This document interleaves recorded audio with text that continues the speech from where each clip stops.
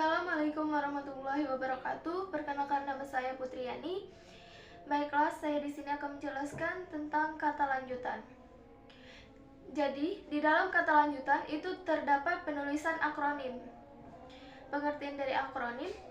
Akronim adalah kependekan dari gabungan huruf, suku kata, atau bagian lain yang ditulis dan dilafalkan sebagai kata wajar. Akronim biasanya dipakai untuk menyingkat nama atau kumpulan huruf agar lebih mudah diingat. Akronim juga sering digunakan dalam bahasa sehari-hari dan pergaulan, sebab akronim mempunyai fungsi sebagai media humor dan semboyan. Contohnya dari kata Himafala adalah akronim dari kata Himpunan Mahasiswa Paling Lama. Berikutnya itu pengertian akronim menurut para ahli. Yang pertama yaitu menurut Krida Laksana. Menurut Krida Laksana, akronim adalah kependekan yang berupa gabungan huruf, suku kata, atau bagian lain yang ditulis dan dilafalkan sebagai kata. Yang kedua yaitu menurut Heren Anna. Menurut Heren Anna, akronim adalah kata-kata kamus bahasa dan linguistik yang dibentuk dari huruf awal kata dalam frasa.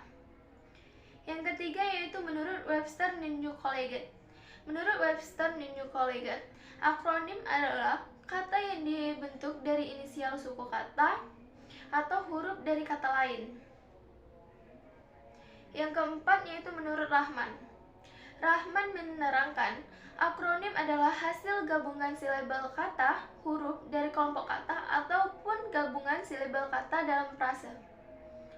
Yang kelima yaitu menurut Kamus Besar Bahasa Indonesia atau KBBI.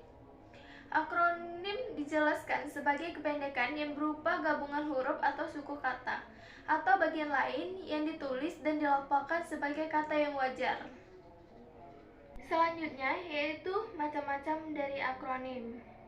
Yang pertama yaitu pengekalan suku pertama dari tiap komponen. Misalnya dari kata orba yang berasal dari kata orde dan baru. Yang kedua yaitu pengekalan suku pertama, komponen pertama dari pengekalan kata seutuhnya. Contohnya dari kata anggair adalah singkatan dari angkutan air. Yang ketiga yaitu pengekalan kata terakhir dari tiap komponen. Contohnya gatrik yang diambil dari kata tenaga listrik.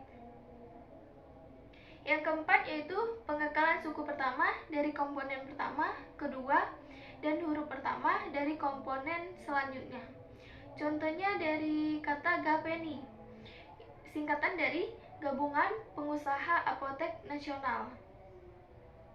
Yang kelima yaitu pengekalan suku pertama tiap komponen dengan pelepasan konjungsi. Contohnya Anpuda, singkatan dari kata andalan, pusat, dan daerah. Yang keenam yaitu pengekalan huruf pertama tiap komponen. Contohnya dari kata Aika, singkatan dari kata arsitek, insinyur, karya. Yang ketujuh yaitu pengekalan dua huruf pertama tiap komponen.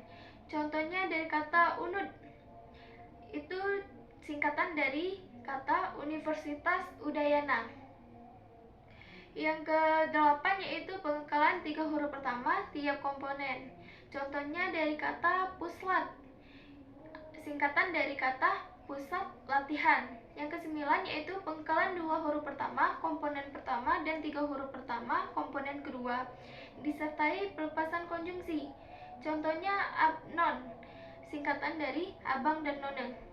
Yang 10 yaitu pengekalan dua huruf pertama komponen pertama, ketiga, serta pengekalan huruf pertama komponen kedua. Contohnya nekolim, singkatan dari neokolonialisme. 11 yaitu pengekalan tiga huruf pertama komponen pertama serta ketiga, serta pengekalan huruf pertama komponen kedua. Contohnya yaitu Nasakom, singkatan dari kata nasional, agama, komunis. Ke-12 yaitu pengekalan tiga huruf pertama tiap komponen dan pelepasan konjungsi. Contohnya falsos, singkatan dari falsafah dan sosial.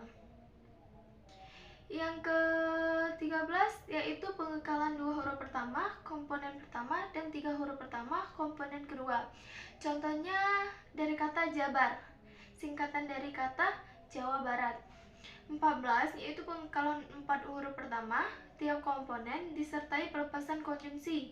Contohnya agitprop, singkatan dari agitasi dan propaganda. Yang ke-15 yaitu pengekalan berbagai huruf dan suku kata yang sukar dirumuskan. Contohnya Akaba, singkatan dari Akademi Perbankan. Yang ke-16 yaitu pengekalan huruf pertama tiap komponen. Contohnya KONI, singkatan dari kata Komite Olahraga Nasional Indonesia. Selanjutnya yaitu fungsi akronim. Fungsi akronim ada dua, yaitu akronim sebagai penyingkat nama. Yang kedua yaitu akronim sebagai semboyan dan media humor. Selanjutnya yaitu singkatan. Pengertian dari singkatan. Menurut Kamus Besar Bahasa Indonesia atau KBBI, singkatan berarti hasil menyingkat atau memendekkan huruf atau gabungan huruf, biasanya untuk menyingkat nama orang, jabatan, sapaan, gelar, nama lembaga, maupun satuan ukuran. Cara penulisan singkatan menurut PUEB. Menurut PUEB ada beberapa cara. Yang pertama, singkatan ditulis menggunakan huruf kapital diikuti dengan titik di setiap huruf singkatannya. Singkatan nama orang, gelar, sapaan, jabatan, atau pangkat yang ditulis menggunakan huruf kapital atau besar diikuti dengan tanda titik pada setiap unsur singkatan atau huruf itu. Contohnya dari kata nama Haji Hamid. Nah, disingkat menjadi H besar atau kapital titik Hamid. Yang kedua yaitu singkatan ditulis menggunakan huruf kapital tanpa disertai titik setelahnya. Contohnya yaitu dari Universitas Gadjah Mada, disingkat menjadi UGM. Yang ketiga yaitu singkatan ditulis menggunakan 3 huruf kecil dan diikuti tanda titik penulisan singkatan yang terdiri dari 3 huruf atau lebih, harus diikuti dengan tanda titik di belakangnya, misalnya dan sebagainya. Itu disingkat menjadi DSB titik. Yang keempat yaitu pemakaian singkatan untuk surat menyurat. Contohnya dari kata atas nama, itu disingkat menjadi A.N. Yang kelima yaitu penulisan singkatan untuk lambang kimia dan satuan ukuran. Contohnya seperti natrium, itu disingkat menjadi Na. Selanjutnya yaitu penulisan angka dan bilangan sesuai PUEB. Yang pertama yaitu angka dan bilangan. Angka Arab atau angka Romawi lazim dipakai sebagai lambang bilangan atau nomor. Contoh dari angka Arab yaitu dimulai dari angka 0, 1, 2, 3, 4, 5, 6, 7, 8, 9, dan seterusnya. Sedangkan angka Romawi dimulai dari angka 1, 2, 3, 4, 5, 6, 7, 8, 9, dan seterusnya, seperti yang kita ketahui bentuk bilangan Romawi. Selanjutnya tentang penulisan angka. Angka yang menunjukkan bilangan besar dapat ditulis sebagian dengan huruf supaya lebih mudah dibaca. Misalnya, dia mendapatkan bantuan 250 juta rupiah untuk mengembangkan usahanya. Perusahaan itu baru saja mendapat pinjaman 550 miliar rupiah. Proyek pemberdayaan ekonomi rakyat itu memerlukan biaya 10 triliun rupiah. Angka dipakai untuk menyatakan ukuran panjang, berat, luas, isi, dan waktu, serta nilai uang, misalnya 0,5 cm. Terima kasih, itu saja penjelasan dari saya. Kurang lebih saya mohon maaf. Kepada Allah saya mohon ampun. Saya akhiri. Wabillahi taufiq wal hidayah. Wassalamualaikum warahmatullahi wabarakatuh.